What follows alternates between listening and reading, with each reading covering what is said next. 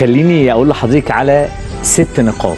يلا 3 ما تعملهمش و3 انت لازم تعملهم. يلا. اول حاجه في ال3 اللي ما تعملهمش، لا تنتظر الشيء الجيد من الشخص السيء. ما تنتظرش الحاجه الكويسه من بني ادم كرر معاك الحاجه الوحشه 100 مره. 2 ما تعملش للبني ادم اللي ملوش قيمه. انا اسف، ما تعملش للرخيص قيمه. انت بتيجي على بني ادم ملوش قيمه تعمل له قيمه، فيبدا يعني يتنطط عليك ويبدا يوجعك. 3 ابعد عن الناس اللي بيستكتروا عليك النعمه اللي ربنا بيديها لك. يا ساتر، اللي ما يعرفوش انت بذلت ايه وضحيت بايه عشان الحاجه دي. 3 دول 3 نقاط لازم ما تعملهمش. ايوه. 3 تانيين انت لازم تعملهم.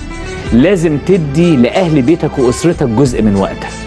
لازم راقبهم، ممكن بكره ما يبقوش موجودين. حاجات كتيره قوي يعني انت بتشوفها في حياتك مهمه، لكن صدقني مفيش اهم انك تديهم من وقتك حتى لو كل يوم 5 دقايق.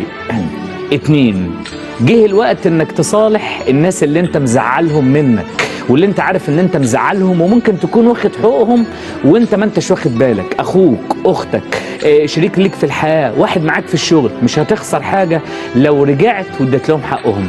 3 والله العظيم الاخلاق هي اللي بتفتح الابواب المقفوله. اتعامل مع كل الناس اللي بتقابلك في حياتك بادب واحترام واخلاق. قدر كل الناس اللي بتقابلك، هتلاقي العالم كله بيقدرك. 6 خطوات لسنه جديده مختلفه عن كل ما سبق في التعامل مع الاخرين.